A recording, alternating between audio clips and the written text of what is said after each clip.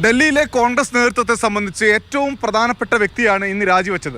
PCC അധ്യക്ഷൻ അരവിന്ദർ സിംഗ് ലൗലി. അധികകാലമായിട്ടില്ല Lovely PCC അധ്യക്ഷ സ്ഥാനം ഏറ്റെടുത്തിട്ട്.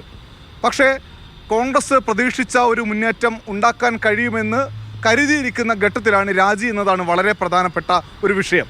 ആം ആദ്മി പാർട്ടിയുമായിട്ടുള്ള സഖ്യത്തിൽ 3 മത്സരിക്കുന്നുണ്ട് കോൺഗ്രസ്. 2 വിജയിക്കാമെന്ന ഉറച്ച പ്രതീക്ഷയുണ്ട്. ആ ഘട്ടത്തിലെ രാജി പാർട്ടിയെയും ഇന്ത്യ സഖ്യത്തെയും ഒരുപോലെ ഞെട്ടിച്ചിരിക്കുകയാണ്.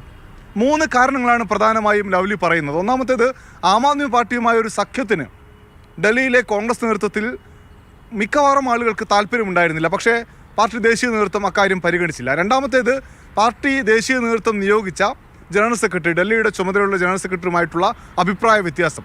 മൂന്നാമത്തേത്, കനയ്യകുമാറിൻ്റെ സ്ഥാനാർത്ഥിത്വം. കനയ്യകുമാർ ഡൽഹി മുഖ്യമന്ത്രി അരവിന്ദ് കെജ്രിവാളിനെ പുകഴ്ത്തി പറഞ്ഞു. നിരവധി പാർട്ടി വിരുദ്ധ പ്രസ്താവനകൾ ഈ കനയ്യകുമാർ നടത്തുന്നതെന്നെല്ലാമുള്ള ആരോപണം ഉന്നയിച്ചുകൊണ്ടാണ് രാജി.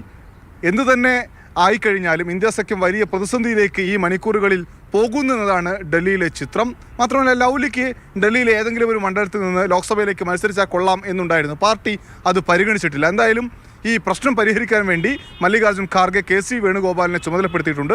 KC വേണുഗോപാൽ ലൗലിയുമായി സംസാരിച്ച് പ്രശ്നം പരിഹരിക്കുമെന്നാണ് കോൺഗ്രസും ഇന്ത്യ സഖ്യവും ഇപ്പോൾ കരുതുന്ന കാര്യം.